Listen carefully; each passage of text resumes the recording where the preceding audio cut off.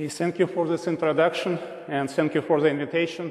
It is a pleasure and honor to be here and to share information on our activities in the WHO European region and to learn more about exciting research which is being conducted at Tufts University.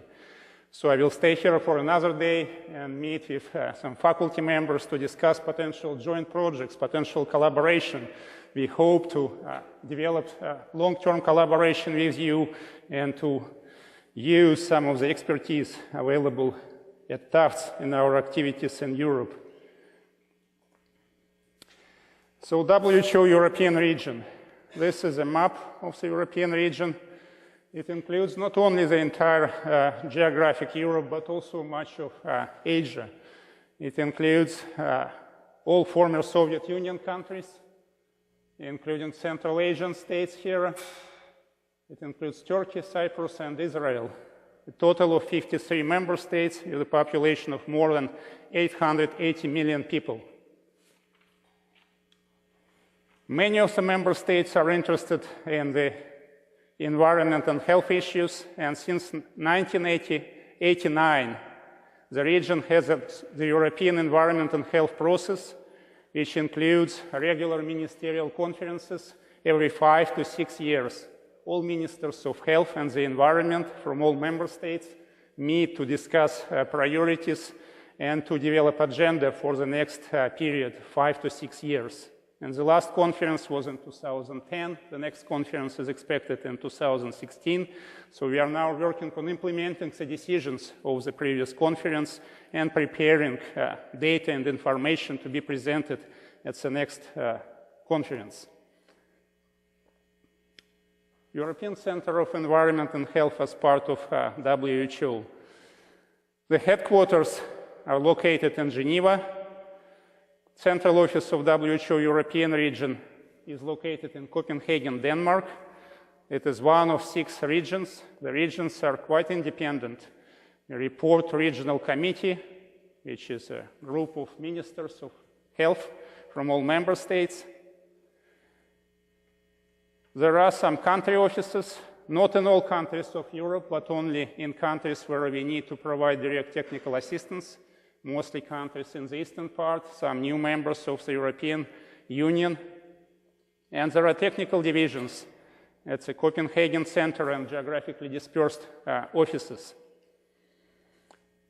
The European Center for Environment and Health belongs to the division of communicable diseases. Why communicable diseases? It's just for managerial purposes. It used to be non-communicable diseases. And most of it is now located in Bonn. We used to have 2 different offices, one in Bonn and one in Rome, but the Rome office was recently closed because the Italian government discontinued its support. It was transferred to the Bonn office, and the government of Germany increased its support to environmental health activities. The federal government of Germany is our main sponsor, our main contributor. Our activities are mostly funded with voluntary contributions from member states, first of all Germany. So the regular so-called assessed contributions form only a very small proportion of our budget. The center is biggest among all regions. We have about 35 people occupy 1 floor of this building. So because of that concentration of expertise, sometimes we produce methodological documents not only for the European region, but for the entire world, which are used beyond the borders of our region. These are areas of technical expertise or programs at our office: air quality and noise, occupational health, chemical safety, water and sanitation, climate change, social inequalities in environment and health, burden of disease and health impact assessments, and finally, the European Environment and Health Information System, for which I am responsible, which integrates input from all other technical programs to characterize the situation in the European region, to compare countries with each other, to assess temporal trends. The comparison data basically used to shame the countries into acting on the existing problems, trying to catch up with leading countries in the region.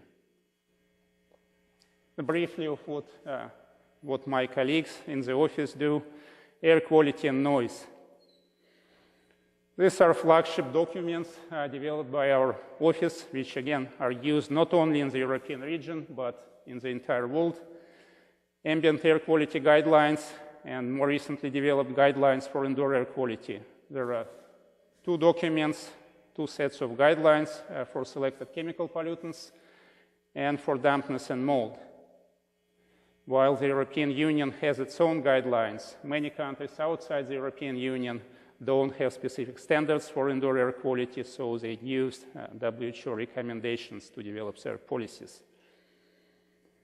Also, noise guidelines, night noise guidelines, and recently released burden of disease due to noise report. These are very important documents in the development of policies to reduce exposure to noise, which is becoming one of major factors in burden of disease, second after air pollution.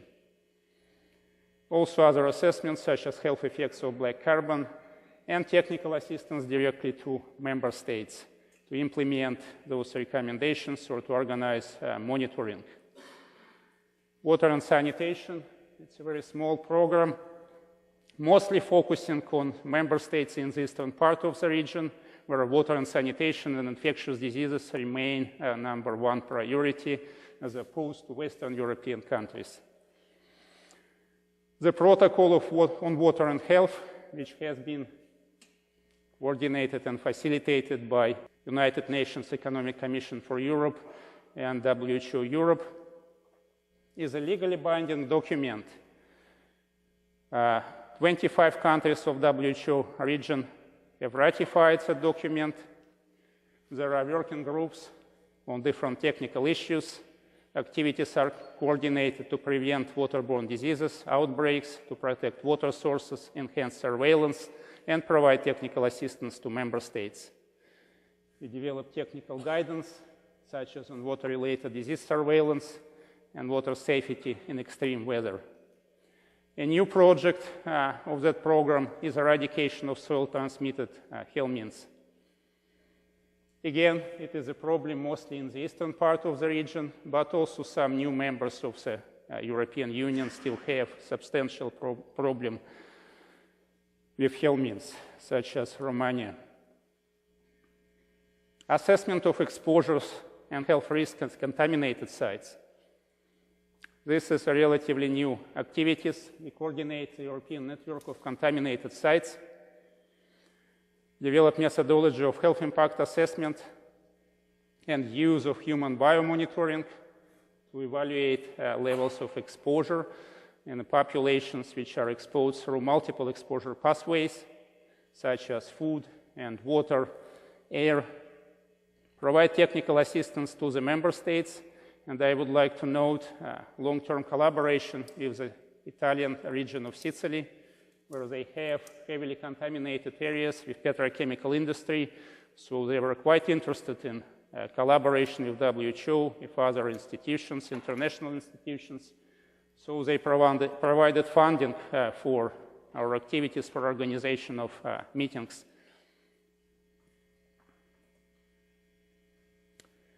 The European Environment and Health Information System, abbreviation ENHIS, you can find it in the internet, or you can search Google for ENHIS, and you'll find our web pages there. We recently developed a new IT platform, interactive system, and I'm pleased to report that Professor Elena Naumova and her graduate students helped us to develop that system. They reviewed the draft version and provided very helpful comments. The idea behind the system is that it serves as a single entry point to environmental health information related to the European environment and health process. We have country-level indicators, standardized approach, standardized fact sheets and graphs. Until now, we relied on existing data sources such as European Statistical Agency, Eurostat, European Environment Agency, European CDC, United Nations Agency, and international surveys. Recently, we moved to develop new data collection programs to close critical data gaps. This is now our major activity.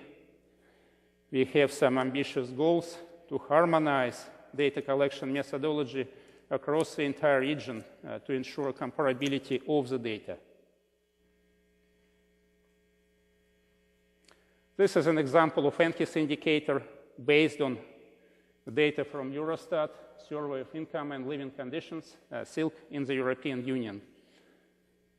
Exposure to mold and dampness remain a problem in the region. And as you can see, poor people, households living in poverty are more likely to be affected. Unfortunately, the way how the data are processed at Eurostat does not fully reveal the association between income and exposure to dampness. You have a total population versus population living in poverty. It is possible to obtain access to raw data and analyze the raw data. There are procedures to be followed to be given access. And we have discussed at collaboration, so Tufts researchers would apply for access to Eurostat data, and we will work together on data analysis. This is an exciting area of collaboration. The 5th Ministerial Conference on Environment and Health in 2010 established new bodies to govern European Environment and Health process, Ministerial Board and European Environment and Health Task Force. So now we report our activities to them. It also adopted the Parma Declaration and commitment to act. There are 4 regional priority goals: water and sanitation, physical activity and injuries, indoor air pollution, outdoor air pollution, and chemical, biological, and physical environments. And under each RPG, or regional priority goals, there are several commitments. Also climate change and development of human biomonitoring methodologies to ensure comparability of the data. These are examples of commitments with specific deadlines, which are our priorities. By 2020, the countries of the region have to provide access to safe water and sanitation, not only in homes, but also in children's facilities. By 2020, also they will have to provide access to healthy environments, so children will be able to cycle or walk to kindergartens or schools. Ensure compliance with WHO indoor air quality guidelines in children's facilities, and eliminate smoking. Evaluate exposures to chemical pollutants in pregnant and breastfeeding women, young children, and try to eliminate this risk by 2015. This may not be entirely realistic, of course, but at least we will start the process. It will motivate member states to take actions to at least characterize the extent of problems. We are developing new indicators and data collection methodologies to monitor progress towards those goals. Our role is to facilitate and to coordinate inputs from top-level experts and institutions with discussions with the member states. We have organized a series of meetings to define the indicators, to agree on harmonized methodologies to be used across the region, to design new surveys, and presented the results of this process to the European Environment and Health Task Force in May 2012, and those indicators have been approved. The last meetings in October discussed the data collection approaches, and Professor Elena Naumova participated in that meeting and provided expertise in statistical data analysis. These are examples of new indicators that we developed and now trying to implement. Some of them are based on existing databases, such as urban population exposure to ground-level ozone, to noise. These are indicators based on data from the European Environment Agency and Eurostat. For noise, we combine the data on noise monitoring with the Eurostat surveys to assess perception of noise, annoyance from noise, and to characterize this data in a new indicator. We also have policy surveys to combine information on exposure and health effects with the policy data to evaluate policy deficiency and try to advise member states in ways to improve their policies and to reduce exposures. We also have a set of technically complex indicators which require a lot of data analysis. And we are looking for collaborations with researchers outside WHO to help us to develop methodologies and to process the data.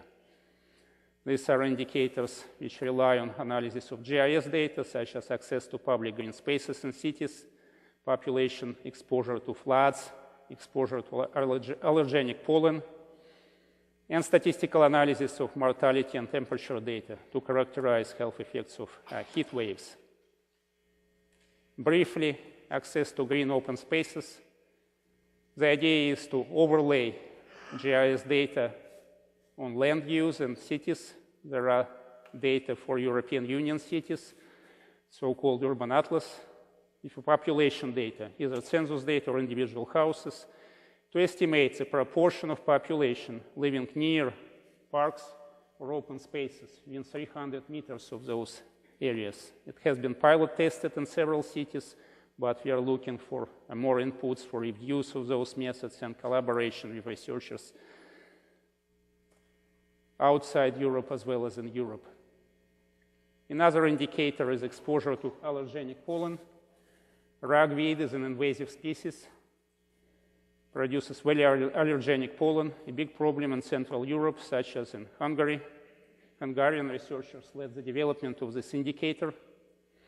This is an example of the use of remote sensing, and they try to characterize the distribution of ragweed across the country. They also characterize the population exposure using data from pollen monitoring stations combined with population data living in certain proximity to the pollen monitoring stations. The methodology is almost ready. We plan to implement this indicator across the region soon. The member states agreed that for some critical commitments, the existing data or existing data collection programs are not adequate, and they agreed to undertake new data collection, with WHO playing a coordinating role.